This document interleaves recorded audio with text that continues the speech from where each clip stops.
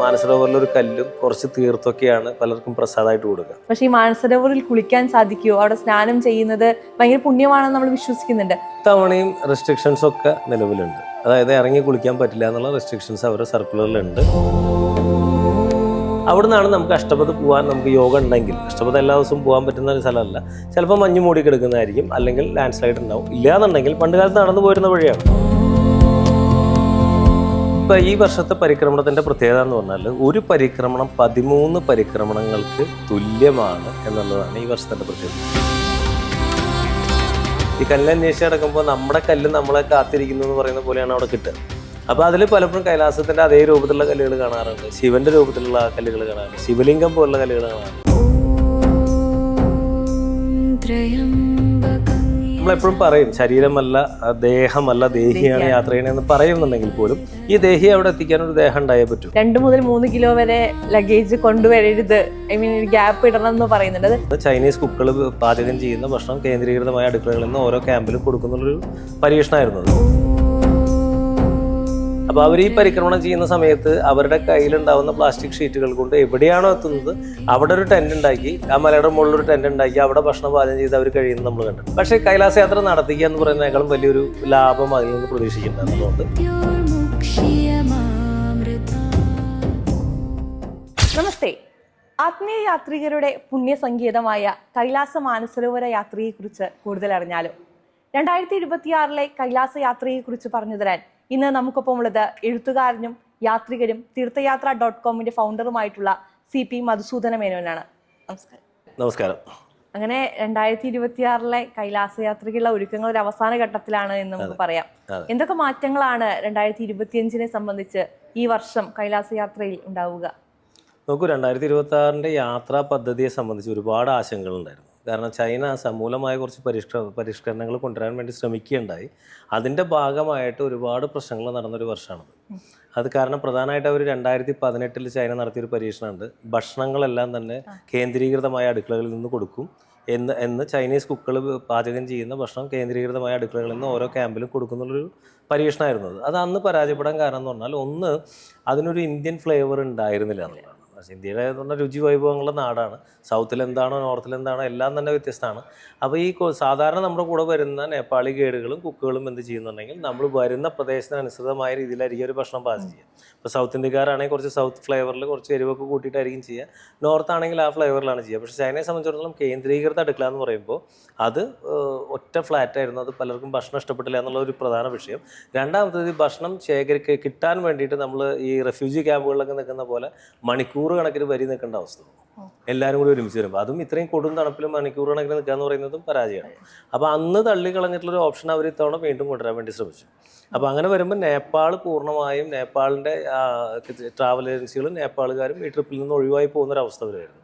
അപ്പോൾ നേപ്പാളിനെ സംബന്ധിച്ചിടത്തോളം ഒരു കൺസോർഷൻ, അവർക്ക് ട്രാവൽ ഏജൻസി ഉണ്ട്, 48 ഏജൻസികളുള്ള ഒരു കൺസോർഷൻ ഉണ്ട്. ആ കൺസോർഷനെ അതിനെതിരെ ഫൈറ്റ് ചെയ്തിട്ടാണ് അവസാന നിമിഷത്തിൽ ഈ നടപടികളൊക്കെ അവർ പിൻവലിച്ചു. അപ്പോൾ അതേസമയം നമ്മൾ ചിന്തിക്കേണ്ട ഒരു കാര്യം എന്ന് പറഞ്ഞാൽ ഇന്ത്യക്ക് അങ്ങനെ ഒരു കൺസോർഷൻ ഇല്ല. അപ്പോൾ നമ്മൾ ഇത് അറിഞ്ഞതിന് ശേഷം നമ്മളിപ്പോൾ ഈ എല്ലാ നെഗോസിയേഷൻ്റെയും ഭാരം മുഴുവൻ ഇന്ത്യൻ യാത്രക്കാരുടെ തലയിൽ വരിക എന്നുള്ളതാണ് ഇപ്പോഴത്തെ അവസ്ഥ. ഇപ്പോൾ ചൈന ഫീസ് കൂട്ടിയാൽ നമ്മുടെ തലയിലേക്ക് നേരിട്ടാണ്, നേപ്പാളുകാർ കൂട്ടിയാലും നമ്മുടെ തലയിലേക്ക് നേരിട്ടാണ്. അപ്പോൾ ശരിക്കും പറഞ്ഞാൽ ഇന്ത്യൻ ഓപ്പറേറ്റേഴ്സാണ് ഇതിൽ ഏറ്റവും കൂടുതൽ സ്ട്രഗിൾ ചെയ്യുന്നത്. അതൊരു പരിധി വരെ ഇന്ത്യൻ യാത്രക്കാരെ മേലിക്കും വരെയാണ്. അപ്പോൾ നമ്മളിപ്പോൾ ഒരു ഇനീഷ്യേറ്റ് ചെയ്തിട്ടുള്ളൊരു നടപടി എന്ന് പറയുന്നത് ഇന്ത്യൻ കൈലാസ യാത്ര സംഘാടകരുടെ ഒരു സംഘടന ഉണ്ടാക്കാനുള്ള പ്രവർത്തനങ്ങൾ ആരംഭിച്ചിട്ടുണ്ട്. അപ്പോൾ അങ്ങനെ വരുന്ന സമയത്ത് ഈ നെഗോസിയേഷനിൽ നമുക്കും ഒരു പാർട്ട് വഹിക്കാൻ പറ്റുന്നതാണ്. രണ്ടാമത്തെ ഇതിൽ ഇത്തവണ നമ്മൾ ഏറെ പ്രതീക്ഷയോടെ കാത്തിരുന്ന ഒരു സംഭവമായിരുന്നു 70 വയസ്സിനും 75 വയസ്സിനും ഇടയിലുള്ള പ്രായമുള്ളവർക്ക് അഡ്മിഷൻ കൊടുക്കാമെന്നുള്ളത്. അതും ഇത്തവണ അവർ നടപ്പിലാക്കിയിട്ടില്ല. മാത്രമല്ല ഇപ്പോഴും നമ്മൾ ഈ സംസാരിക്കുന്ന നിമിഷം വരെയും അതിൻ്റെ ഒരു പെർമിറ്റ് 2026 യാത്രയ്ക്കുള്ള ഒരു പെർമിറ്റ് പോലും ഇതുവരെ ഇഷ്യൂ ആയിട്ടില്ല. എല്ലാം അതിൻ്റെ അവസാന ഘട്ടത്തിലെത്തി നിൽക്കുന്നുണ്ടെങ്കിൽ പോലും ഇഷ്യൂ ആയിട്ടില്ല.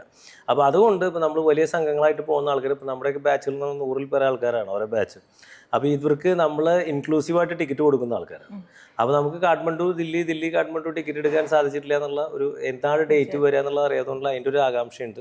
അപ്പോൾ അത് ദില്ലിയിലേക്ക് വരാനും തിരിച്ചു പോരാനുള്ള ടിക്കറ്റ് എടുത്തില്ല എന്നുള്ള രീതിയിൽ മറ്റുള്ള യാത്രക്കാരുടെ ആകാംക്ഷകളുണ്ട്. ഇങ്ങനെയുള്ള ഒരുപാട് പ്രശ്നങ്ങൾ അവിടെ നടന്നുകൊണ്ടിരിക്കുന്നുണ്ട്. ഇതിനൊക്കെ പുറമേ എന്ന് പറഞ്ഞു കഴിഞ്ഞാൽ ഏറ്റവും പ്രധാനപ്പെട്ട സംഭവം എന്ന് പറഞ്ഞാൽ സാഗാ ദാവ ഫെസ്റ്റിവൽ നടക്കുന്ന വർഷമാണ്. ഈ സാഗാ ദാവ ഫെസ്റ്റിവലിനെ നമ്മൾ ഏറ്റവും ലളിതമായ ഭാഷയിൽ പറയുകയാണെന്നുണ്ടെങ്കിൽ കൈലാസത്തിലെ കുംഭമേള എന്ന് പറയാം. 12 വർഷം പ്രത്യേകത നിറഞ്ഞതാണ് ഈ വർഷം. തീർച്ചയായും 100% തീർച്ചയായും. അത് ശരിക്കും ടിബറ്റൻ ലാംഗ്വേജിൽ പറയുകയാണെങ്കിൽ ഇത് കുതിരയുടെ വർഷമാണ്, ഹോഴ്സിൻ്റെ വർഷമാണ്. അപ്പോൾ ഈ ഹോഴ്സിൻ്റെ വർഷത്തിൻ്റെ ഏറ്റവും വലിയ പ്രത്യേകത എന്ന് പറയുന്നത് ഈ വർഷത്തിലാണ് സാഗാദാവ ഫെസ്റ്റിവൽ 12 വർഷത്തിലൊരിക്കൽ വരുന്നത്. ഈ 12 വർഷത്തിലൊരിക്കൽ വരുന്ന ഈ സാഗാദാവ ഫെസ്റ്റിവൽ പ്രധാനമായും ജൻ ബുദ്ധിസത്തിന് വേണ്ടിയിട്ടാണ്, അല്ലെങ്കിൽ ടിബറ്റൻ ബുദ്ധിസത്തിൻ്റെ ആൾക്കാർക്ക് വേണ്ടിയിട്ടാണ്. ഇപ്പോൾ സിക്കിമിലൊക്കെ വലിയ ആഘോഷമാണ് ശരിക്കും പറഞ്ഞാൽ സാഗാദാവ ഫെസ്റ്റിവൽ.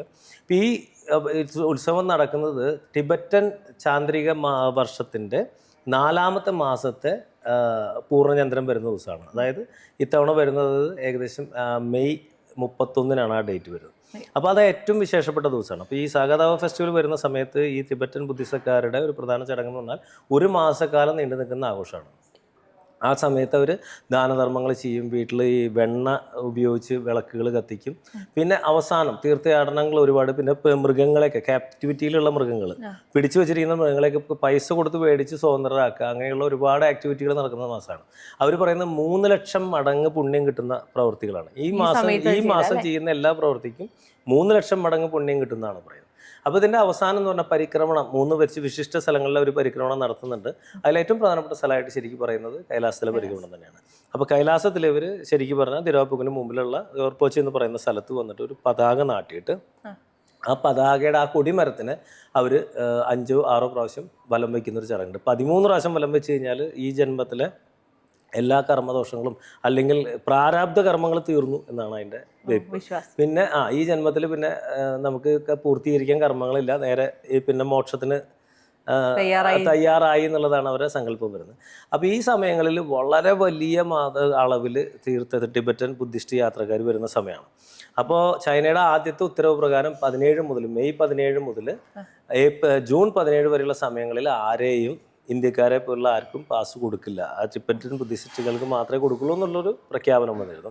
അതിൽ ചെറിയ അളവുകൾ വന്നിട്ടുണ്ട്. അവസാന ദിവസങ്ങളിൽ ഒഴികെ ബാക്കിയുള്ള ദിവസങ്ങളിൽ കൊടുക്കാമെന്ന് പറഞ്ഞിട്ടുണ്ട്. കാരണം അന്ന് നമ്മളെപ്പോലെ ഉള്ളവർക്ക് ശരിക്കും പറഞ്ഞാൽ ക്യാമ്പിൻ്റെ സൗകര്യങ്ങളില്ലാതെ ടിബറ്റൻ വ്യക്തികൾ വന്നിട്ട് ആ പ്രദേശത്ത് സർവൈവ് ചെയ്യുന്ന പോലെ സർവൈവ് ചെയ്യാൻ പറ്റില്ല.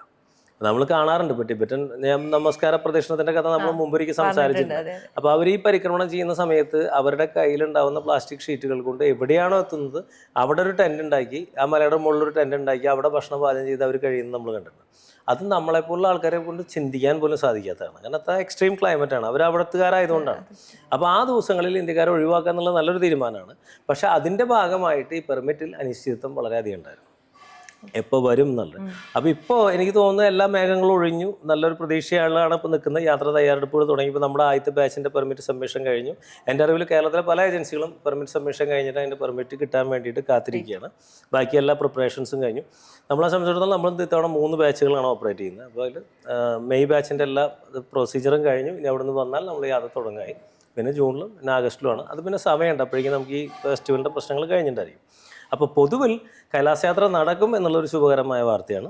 അതിനോടൊപ്പം തന്നെ ചൈന തവണ ഫീസ് വർദ്ധിപ്പിച്ചിട്ടുണ്ട്. ഏകദേശം $150 $120 അവർ ഫീസ് വർദ്ധിപ്പിച്ചിട്ടുണ്ട്.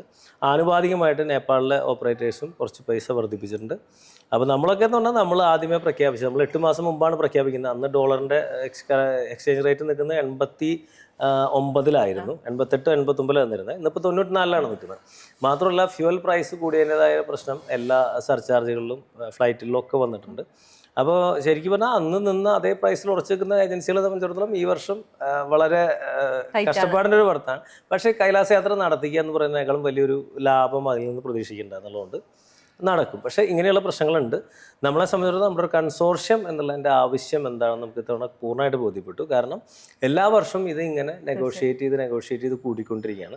അപ്പോൾ സാധാരണക്കാരന് ഒരു അത്യാവശ്യം മിഡിൽ ക്ലാസ്സിൽപ്പെട്ട ഒരാൾക്ക് കൈലാസയാത്ര അപ്രാപ്യമായിക്കൊണ്ടിരിക്കുകയാണ്. ഈ തവണയൊക്കെ വന്നിരിക്കുന്നത് ഇപ്പോൾ നമ്മൾ 278 ചാർജ് പറഞ്ഞിരിക്കുന്നത്, എല്ലാം ഇൻക്ലൂസീവായിട്ട് ദില്ലി ടു ദില്ലിയുള്ള യാത്രകൾ.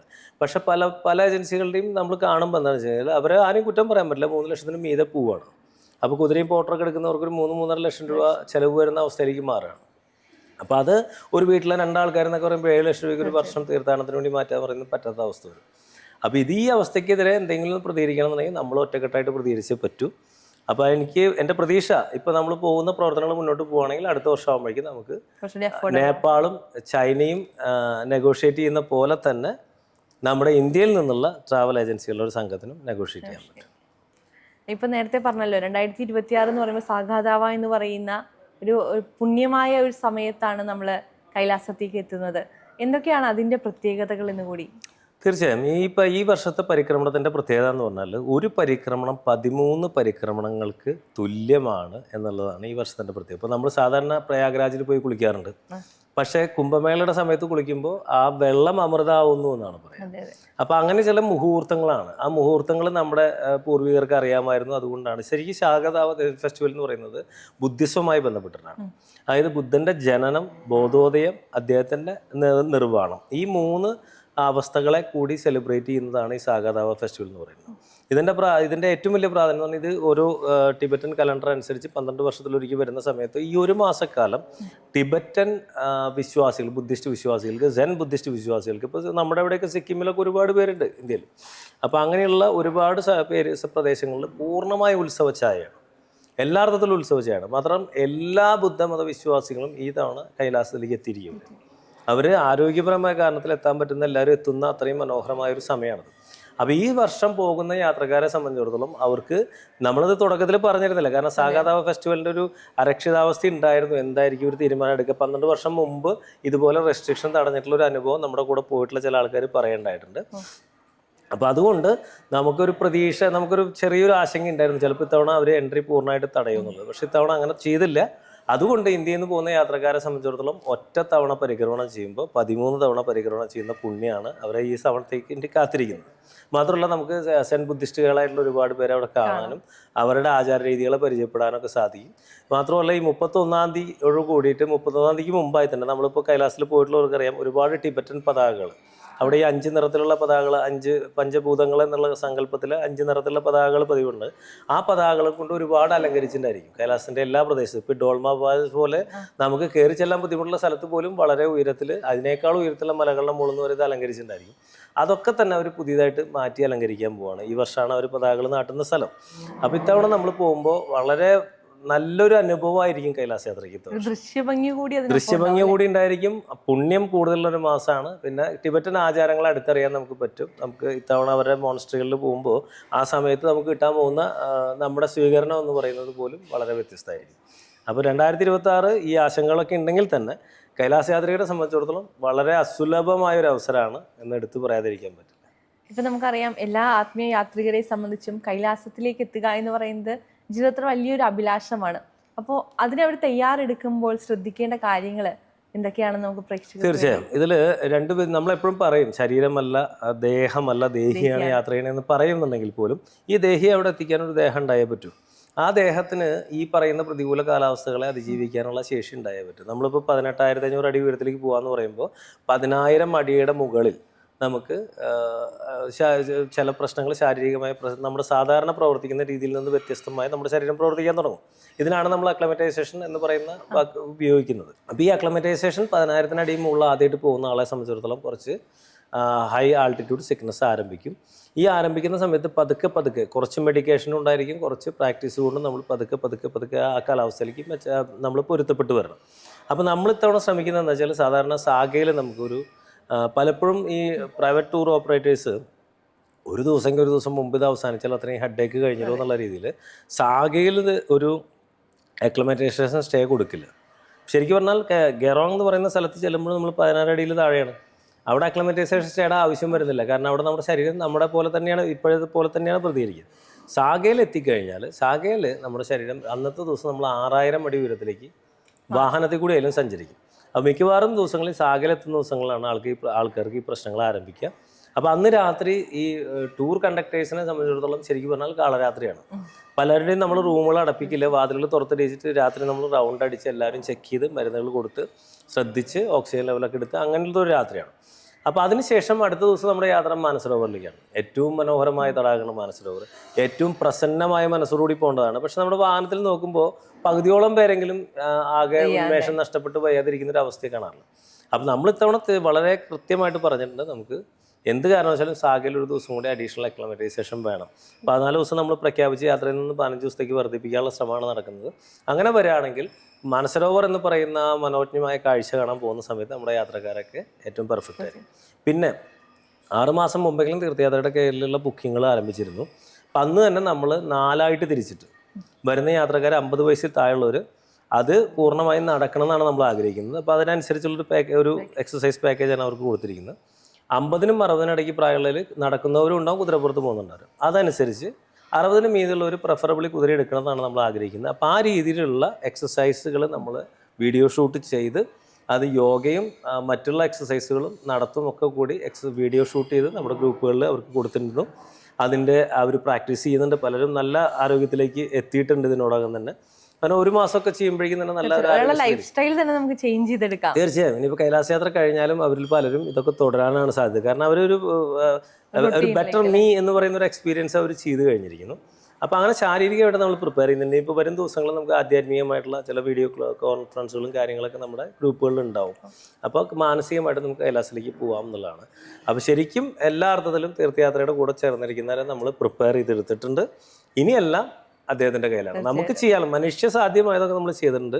ബാക്കി ഇതിൻ്റെ എല്ലാ അന്തിമ തീരുമാനം വരുന്നത് മുകളിൽ നിന്നാണ്, അവിടെ നിന്ന് വരും എന്നുള്ള പ്രതീക്ഷയിലാണ് നിൽക്കുന്നത്. ഇപ്പൊ നമുക്കറിയാം ഈ 14 ദിവസം അല്ലെങ്കിൽ 15 ദിവസം നീണ്ടു നിൽക്കുന്നതാണ് ഈ കൈലാസ യാത്ര എന്ന് പറയുന്നത്. ഇതിനിടയിൽ നമ്മൾ പോകുന്ന മറ്റിടങ്ങൾ ഏതൊക്കെയാണ്? നമ്മളെ സംബന്ധിച്ചിടത്തോളം നമ്മുടെ യാത്ര ആരംഭിക്കുന്നത് ദില്ലിയിൽ നിന്നാണ്. ഇപ്പോൾ നമ്മളെ സംബന്ധിച്ച് നമ്മുടെ ദില്ലിയിൽ എല്ലാവരും ഒത്തുചേരുന്ന ദിവസം ആദ്യത്തെ ദിവസം നമുക്കൊരു അതിനെപ്പറ്റി ഒരു വിശദമായൊരു ട്രെയിനിങ് ഉണ്ടായിരിക്കും. കാരണം മറ്റ് യാത്രകളിൽ പോകുന്ന പോലുള്ളൊരു സ്ഥലമല്ല കൈലാസ യാത്ര. നമ്മൾ പറയുന്ന പ്രാക്ടീസ് ചെയ്യുന്ന ഒരു ഡോക്ടറാണെങ്കിൽ പോലും first listen to the guide എന്നാണ് പറയുന്നത്. കാരണം ആ പ്രദേശത്ത് അവർക്കാണ് പരിചയം, അതുകൊണ്ട് അവരെ ശ്രദ്ധിക്കാൻ പറഞ്ഞിട്ടുള്ള ഒരു ട്രെയിനിങ് ഉണ്ടായിരിക്കും നമ്മുടെ ആദ്യ ദിവസം. നമ്മളെ സംബന്ധിച്ചുള്ള ഒരുപാട് കോംപ്ലിമെൻ്ററി ഐറ്റംസ് കൊടുക്കുന്നൊരു ഇതാണ് നമ്മൾ ട്രാവൽ ഏജൻസിയാണ് നമ്മൾ. അപ്പോൾ അതിൽ പകുതിയോളം നമ്മൾ ദില്ലിയിൽ വെച്ച് തന്നെ വിതരണം ചെയ്ത് കൊടുക്കും. പിന്നെ വരുന്നത് നമ്മൾ അതിൻ്റെ അടുത്ത ദിവസം ഒരു പൂജ കഴിഞ്ഞിട്ട്, ദില്ലിയിൽ നിന്നൊരു പൂജ കഴിഞ്ഞിട്ടാണ് നമ്മൾ യാത്ര സ്റ്റാർട്ട് ചെയ്യുന്നത്.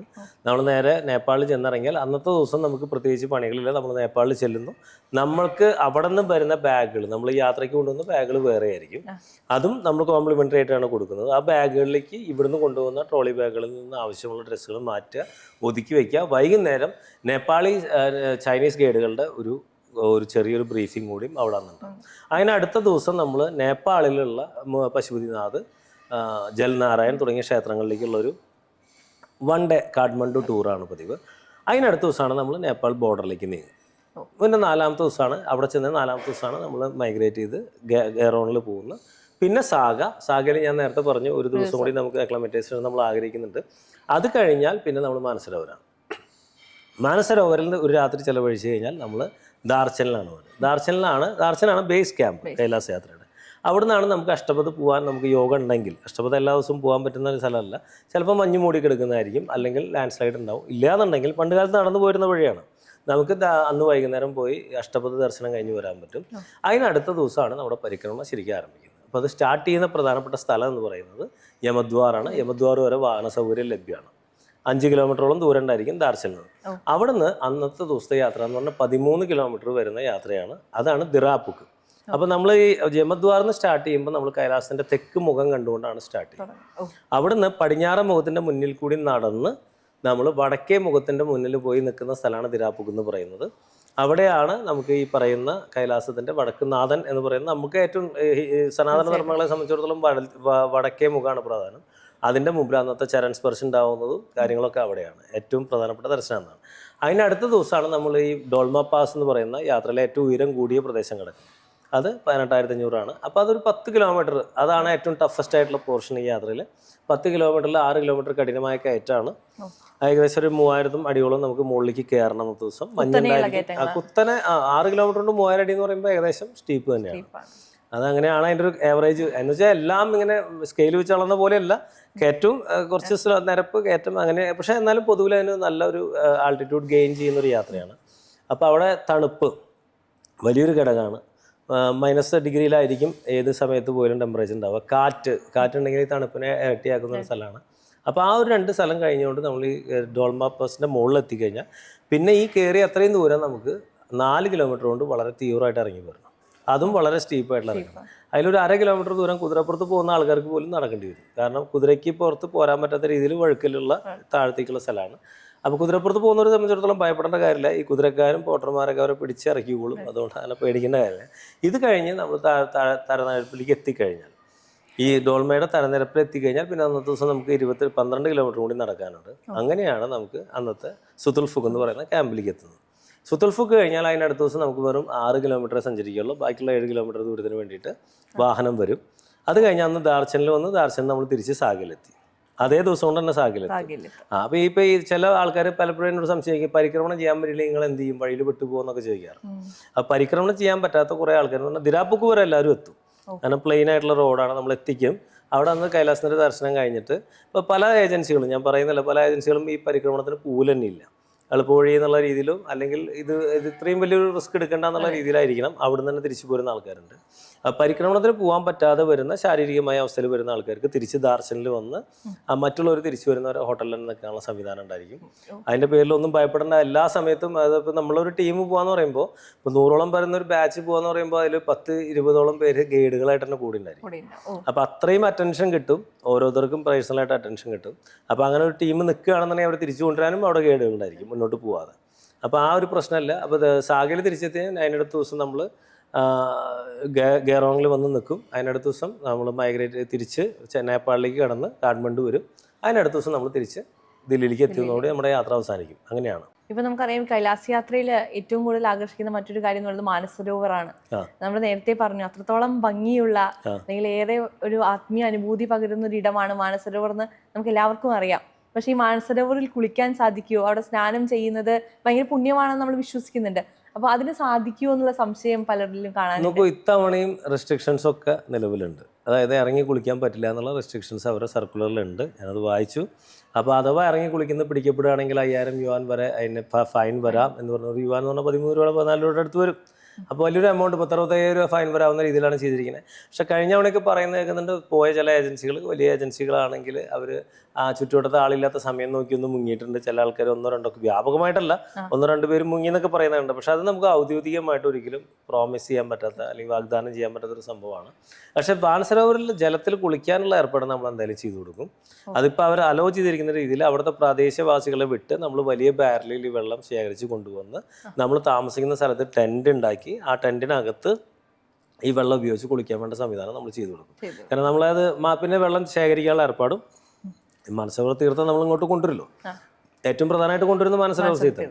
അത് ശേഖരിക്കാനുള്ള ഏർപ്പാടും മാനസരോവറിൽ പോകാനും കരയിൽ നിൽക്കാനും അവിടെ പ്രാർത്ഥിക്കാനും അവിടെ പൂജ ചെയ്യാനും അതിനുശേഷം ഈ പറയുന്ന രീതിയിൽ കുളിക്കാനും വേണ്ട ഏർപ്പാടുകളൊക്കെ ഉണ്ടായിരിക്കും. അതായത് ആ തീർത്ഥാടനത്തിൻ്റെ അന്തസത്ത ചോർന്ന് പോകാതിരിക്കാൻ വേണ്ട കാര്യങ്ങളൊക്കെ നമ്മൾ ചെയ്യും.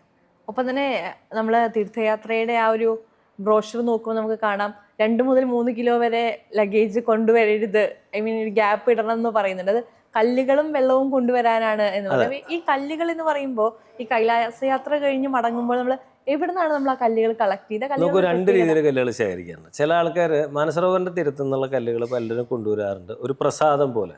അവിടെ പോകുമ്പോൾ നമുക്ക് പശുപതിനാഥിൽ നിന്നൊക്കെ നമുക്ക് വലിയ രുദ്രാക്ഷമാലകൾ നമ്മുടെ കഴുത്തിലിട്ട് കിട്ടും. പിന്നെ തീർത്ഥയാത്ര തീർത്ഥയാത്രികരെ സ്വാഗതം ചെയ്യുന്ന രുദ്രാക്ഷമാല ഇട്ടുകൊണ്ടാണ്. അപ്പോൾ ഈ ഇതൊക്കെ കൊണ്ടുപോയി മാനസരോവറിലൊക്കെ മുക്കി കൊണ്ടുവരുന്ന ആൾക്കാർ അതിലൊരു മണിയും മാനസരോവറിലൊരു കല്ലും കുറച്ച് തീർത്തൊക്കെയാണ് പലർക്കും പ്രസാദമായിട്ട് കൊടുക്കുക. അപ്പോൾ നമ്മളവിടെ അങ്ങനെ ഒരു ശീലം ഉണ്ടല്ലോ, ഒരാളെ ക്ഷേത്രത്തിൽ ദർശനം കഴിഞ്ഞ് വന്നാൽ പ്രസാദം ചോദിക്കുക എന്നുള്ളൊരു ശീലം ഉണ്ടല്ലോ. അപ്പോൾ ഇങ്ങനെ കൊടുക്കുന്നത്. അപ്പോൾ ഇതിൽ പലപ്പോഴും പലരും പറയാറുള്ളത് ചില കൈലാസത്തിലെ കല്ല് കൊണ്ടുവരികയാണെന്നാൽ അത് പൂജിക്കണം എന്നുള്ള രീതിയിൽ പറയാറുണ്ട്. അപ്പോൾ പക്ഷേ എന്നാലും അവനവൻ്റെ പൂജാമുറിയിൽ എല്ലാ ദിവസവും എന്തായാലും ഒരു വിളക്ക് വയ്ക്കും എന്നുള്ള ഉറപ്പിൽ കൊണ്ടുവന്ന് വെക്കുന്ന ആൾക്കാരുണ്ട്. അപ്പോൾ കൈലാസിൽ പോകുമ്പോൾ അതിൽ ഏറ്റവും പ്രധാനം എന്ന് പറഞ്ഞാൽ പലർക്കും കിട്ടുന്ന കല്ലുകളുടെ രൂപം ഉണ്ടല്ലോ, അത് നമുക്ക് വളരെ അത്ഭുതകരമായ ഒരു സംഭവമാണ്. കാരണം ഈ കല്ല് അന്വേഷിച്ച് കിടക്കുമ്പോൾ നമ്മുടെ കല്ല് നമ്മളെ കാത്തിരിക്കുന്നു എന്ന് പറയുന്ന പോലെയാണ് അവിടെ കിട്ടുക. അപ്പോൾ അതിൽ പലപ്പോഴും കൈലാസത്തിൻ്റെ അതേ രൂപത്തിലുള്ള കല്ലുകൾ കാണാറുണ്ട്, ശിവൻ്റെ രൂപത്തിലുള്ള കല്ലുകൾ കാണാറുണ്ട്, ശിവലിംഗം പോലുള്ള കല്ലുകൾ കാണാറുണ്ട്, പല വിധത്തിലുള്ള കല്ലുകൾ കാണാറുണ്ട്, പല കളറിൽ നിറത്തിലുള്ള. അപ്പോൾ ഇതൊക്കെ തന്നെ നമുക്ക് അതിനോടൊരു അറ്റാച്ച്മെൻറ്റ് വരുന്നു, നമ്മുടെ ഉള്ളിലേക്ക് അതൊരു മെസ്സേജായിട്ട് വരുന്നു എന്ന് പറയുമ്പോഴാണ് എടുത്തുകൊണ്ടുവരും. അപ്പോൾ അങ്ങനെ കല്ലുകൾ ധാരാളമായിട്ട് ആൾക്കാർ എടുത്തുകൊണ്ടുവരും വേണ്ടപ്പെട്ടവർക്ക് കൊടുക്കാൻ വേണ്ടിയിട്ട്. അത് മാനസരോവറിൻ്റെ അവിടെ നിന്ന് എടുക്കും, കൈലാസത്തിൻ്റെ മുമ്പിൽ നിന്ന് എടുക്കും. ചരൺ സ്പർശന് പോകുമ്പോഴാണ് ഈ കല്ലെടുക്കുക. അത് കഴിഞ്ഞ് വെള്ളം, ഈ വെള്ളം എന്ന് പറഞ്ഞപ്പോൾ കൈലാസത്തിൽ 4 നദികളുണ്ട്, അതിൽ 2-3 നദികളിലെങ്കിലും വെള്ളം നമുക്ക് കാണാൻ പറ്റും. അപ്പോൾ ആ അരുവികളായിട്ടാണ് അവിടെ തുടങ്ങുന്നത്. അത് കൊണ്ടുവരുന്ന ആൾക്കാരുണ്ട്. പ്രധാനമായും മാനസരോവർ തീർത്ഥം തന്നെയാണ് ഇതിലെ ഏറ്റവും ഇതായിട്ട് വരുന്നത്. അപ്പോൾ ഞാൻ നമ്മുടെ പ്രൊഫഷണൽ കണ്ടു എന്ന് പറഞ്ഞത് കറക്റ്റാണ്. കാരണം മിനിമം 2 കിലോ എങ്കിലും ആൾക്കാർ വെള്ളത്തിനും കല്ലിനും വേണ്ടി മാറ്റി വെക്കണം എന്ന് പറയുന്നത്. തിരിച്ചു വരുമ്പോൾ ഡൊമസ്റ്റിക് ഫ്ലൈറ്റിൽ 15 കിലോ അലൗഡ് ഉണ്ട്. അപ്പോൾ ആ 2 കിലോ വിട്ടിട്ടേ നിങ്ങൾ ലഗേജ് കൊണ്ടുവരാവൂ എന്ന് തന്നെ പറയാറുണ്ട് ആൾക്കാർ. തീർച്ചയായും. ഇപ്പോൾ നമുക്കറിയാം ഒരുപാട് പേരാണ് ഈ യാത്രയ്ക്ക് വേണ്ടി തയ്യാറെടുത്തിരിക്കുന്നത്. അവരോട് എന്താണ് പറയാനുള്ളത്? എന്തൊക്കെയാണ് ശ്രദ്ധിക്കേണ്ട കാര്യങ്ങളായിട്ട് മുന്നോട്ട് വെക്കാനുള്ളത്? നമുക്ക് കൈലാസ യാത്ര പോകുമ്പോൾ ഞാൻ നേരത്തെ പറഞ്ഞ ശാരീരികമായ ഇതുകളൊക്കെ തയ്യാറെടുപ്പുകളൊക്കെ വേണമെന്നുണ്ടെങ്കിൽ പോലും ഇത് നിങ്ങളുടെ ജീവിതത്തിന് ഒരു ട്രാൻസ്ഫോർമേഷൻ കൊണ്ടുവരാവുന്ന ഒരു വഴിത്തിരിവ് കൊണ്ടുവരാവുന്ന ഒരു യാത്രയാണ്. അപ്പോൾ ആ യാത്രേനെ അറിയാൻ ശ്രമിക്കുക. പോകുന്നതിന് മുമ്പ് കൈലാസവുമായി ബന്ധപ്പെട്ടുള്ള കാര്യങ്ങൾ വായിക്കുക, ശിവൻ്റെ കഥകൾ വായിക്കുക, ശിവപുരാണം വായിക്കാൻ സമയമുള്ളവരാണെങ്കിൽ അത് മുഴുവൻ വായിക്കുക. അപ്പോൾ അങ്ങനെ നിങ്ങൾ ആ യാത്രയ്ക്ക് പോകുമ്പോൾ നിങ്ങൾക്ക് അവിടുന്ന് കിട്ടാൻ പോകുന്ന അനുഭൂതി, അവിടുന്ന് നിങ്ങൾക്ക് ആർജിക്കാൻ പറ്റുന്ന ഊർജം എന്ന് പറയുന്നത് സാധാരണ പോകുന്നതിനേക്കാൾ 10 ഇരട്ടിയായിരിക്കും. അപ്പോൾ ഒരു കൈലാസ യാത്ര എന്ന് പറയുന്നത് ഒരു ട്രക്കിംഗ് യാത്രയല്ല, വെറുതെ നമ്മൾ നേരം പോക്കിന് പോകുന്നൊരു യാത്ര എന്നുള്ള ധാരണ മനസ്സിൽ നിന്ന് മാറ്റിക്കൊണ്ട് വളരെ സമർപ്പണത്തോടു കൂടിയിട്ട് ഭക്തിഭാവത്തോടു കൂടിയിട്ട് നമ്മൾ അവിടത്തെ പറ്റി അറിഞ്ഞ് അതിൻ്റെ പ്രത്യേകതകൾ അറിഞ്ഞ് പോവുകയാണെങ്കിൽ നിങ്ങൾ ഒരു കാര്യം ഉറപ്പ് പറയാം, നിങ്ങൾ വായിച്ച് കേട്ട പുരാണത്തിൻ്റെ ഒരു പേജിൽ കൂടി നിങ്ങൾ നടന്നു പോകുന്ന പോലെ ഒരു അനുഭവമായിരിക്കും നിങ്ങൾക്ക് അവിടെ. അപ്പോൾ ആ അനുഭവത്തെ സ്വാംശീകരിക്കാൻ വേണ്ട കാര്യങ്ങൾ നിങ്ങൾ അറിയുക, ശ്രമിക്കുക, പരമാവധി പരിഭാവനമായ മനസ്സോടുകൂടി പോവുക. പിന്നെ ഈ യാത്രയ്ക്ക് പോകുന്നതിന് മുമ്പ് നമ്മൾ നമ്മുടെ മനസ്സിലുള്ള കാലുഷ്യങ്ങളും മാത്സര്യ ബുദ്ധികളും ഒക്കെ എടുത്ത് മാറ്റി പോവുകയാണെന്നുണ്ടെങ്കിൽ കുറേയും കൂടി റിസപ്റ്റീവായിട്ട് നമുക്കവിടെ എത്താൻ പറ്റും. അപ്പോൾ make maximum use of it. നമ്മളെക്കാൾ ഈ യാത്ര ചെയ്യാൻ അർഹരായിട്ടുള്ള ലക്ഷക്കണക്കിന് ആൾക്കാർ അവിടെ നിൽക്കുന്നുണ്ട്. അവർക്ക് ആ യാത്ര പോകാൻ പറ്റുന്നില്ല. നമുക്കത് പോകാൻ പറ്റുന്നു എന്ന് പറയുന്നത് ഒരുപാട് പിതൃക്കളുടെ ഭാഗ്യവും അർപ്പണവും സമർപ്പണവും അവരുടെ അനുഗ്രഹങ്ങളുകൊണ്ടാണ്.